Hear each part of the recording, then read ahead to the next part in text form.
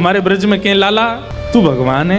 ठाकुर जी बोले काई को मधुमंगल तू ये काई को पूछ रहा हो? बोले ना हमने ऐसी सुनी है कि जब गर्गाचार्य जी आए ना तो वो कह के गए कि यशोदा मैया तुम्हारो लाला नारायण समान गुण ही है, और तेरी हरकतन ते हुए ऐसा लगे कि तू कहीं भगवान तो ना है। तो ठाकुर जी धीमे से बोल जाते हैं, बोले मधुमंगल एक बात बताऊं? बोले कहा मैं जय जय ही हूं, मैं भगवान ही हूं। तू सांची भगवान है? बोले हाँ। लाला मैं सबन ने बता दूं कि तू भगवान है? ठाकुर जी बोले हाँ बताया। मधुमंगल गयो, सबरे सखान में हल्ला मचाया। बोले तुम्हें एक बात बताऊं? बोले कहा हमारो जो लाला है ना, बोले हाँ जो भगवान है। ये बात सुन के आधे तो हंसने लगे और आधे छड़ी लेकर के बोले दिखाइयो ने कहाँ तेरो भगवान। ठाकुर जी निकल के आए कुंज से, ए मधुमंगल सीताराम प्रणाम करो, हम भगवान हैं।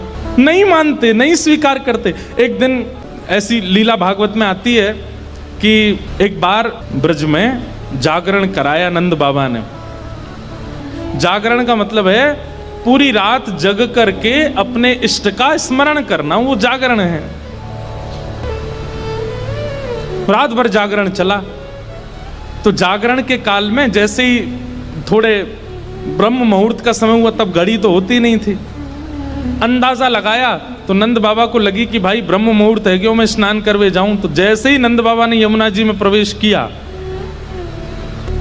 क्योंकि अब तो नहीं ऐसा होता पर नदियों में भी स्नान करने का समय होता है। ब्रह्म काल से पहले अगर आप नदी स्नान करते हैं तो वो देवताओं का समय होता है, उस समय देवता स्नान करने आते हैं, उस समय नहीं करना चाहिए।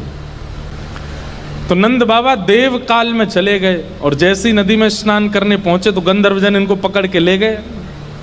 जब नंद बाबा बहुत देर तक नहीं आए तो सबने जाके ठाकुर जी से कही, तो ठाकुर जी गए और ठाकुर जी ने यमुना जी में प्रवेश करके गंधर्व लोक में जाकर के नंद बाबा को वहां से छुड़ाया और वापस लेकर के आए। तो जैसे ही नंद बाबा वापस आए तो सब ब्रजवासियों ने घेर लिया।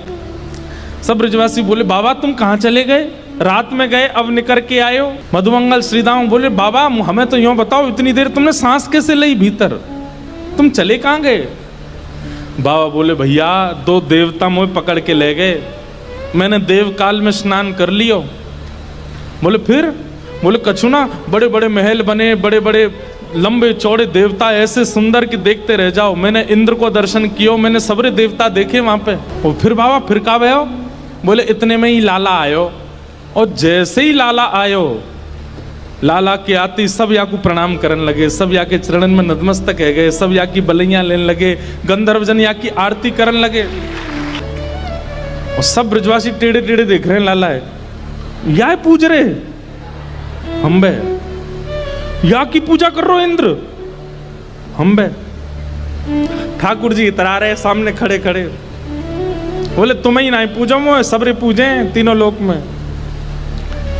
सबरे बोले बाबा सच में यहाँ की पूजा भाई वहां पे? बोले हाँ। अब तो ठाकुर जी का यश बढ़ गया, अब तो महाराज निमंत्रण आने लगे घर घर से, लाला हमारे घर भोजन करवे आ जाइयो, हमारे घर सोवे आ जाइयो, हमारे घर शरबत पीवे आ जाइयो, छाछ पीवे। अब ठाकुर जी तो मधुमंगल सीतामा से कह रहे हैं, आज की भाषा में कहें तो अपॉइंटमेंट लेते जाओ कहाँ कहाँ जाना है।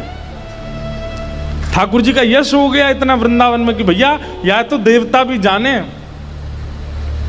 एक दिन सब ब्रजवासियों ने कही लाला तू सांची भगवान है, तू सांची बता दे, सौगंध खा के तू सांची भगवान है। ठाकुर जी बोले अगर मैंने बता दिया कि मैं भगवान हूं तो आप क्या करोगे? पूजोगे मुझे?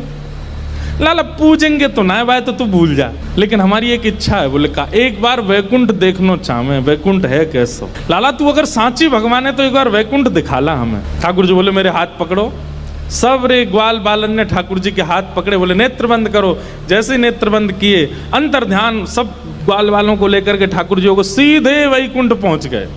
हाँ भाई सबरे नेत्र खोलो। जैसे ही नेत्र खोले तो विशाल स्वर्ण का किवाड़ लगी है और जय विजय राजा, जय विजय द्वारपाल खड़े हैं। ठाकुर जी के जाते सब जय जयकार करने लगे, द्वार खुल गए, पुष्प वर्षा हो रही है, सब देवी देवता दौड़े दौड़े आ रहे हैं। कोई कमल लेकर के आ रहे हैं, कोई माला लेकर के आ रहे हैं, कोई अक्षत लेकर के आ रहे हैं।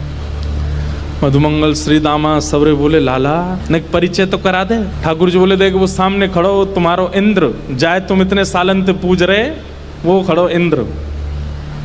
बोले लाला ये इंद्र है? बोले हाँ। या के हाथी पे हमें बैठा दे एक बार। ठाकुर जी बोले ए इंद्र इधर आओ, अपने हाथी को लेके आओ। हाथी आ गया, ऐरावत हाथी, सब रे ग्वाल बाल चढ़ गए उसके ऊपर।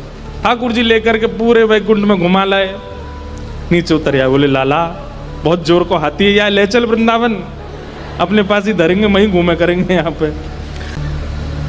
ब्रजवासी बोले लाला हमने सुनी है ब्रह्मा के 4 मुंह हैं, एक बार दिखा दे। ठाकुर जी ने ब्रह्मा जी को बुलाया, ब्रह्मा जी आ गए। ब्रह्मा जी जैसे ही आए, श्रीदामा जाके स्पर्श करके उनके मुख देख रहे हैं, सच्ची के हैं कि नकली हैं? लाला ये तो सांची है।